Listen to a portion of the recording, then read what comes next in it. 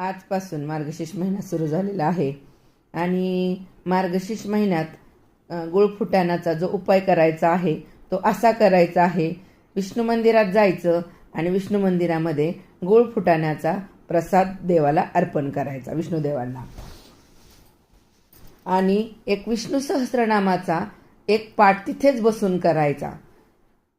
हे जर तुम्ही प्रत्येक गुरुवारी जर केलं तर तुमचं कोणतंही संकट असो आणि काही व्याधी असो किंवा कुठलीही अडचण असो, नक्की तुमची दूर होईल.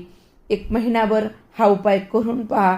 प्रत्येक गुरुवारी करायचा, तिथेच बसून हा उपाय करायचा आणि गुळ फुटाण्याचा नैवेद्य दाखवून सर्वांना हा प्रसाद वाटायचा. तुम्ही पण खायचा आणि पाठ करायचा.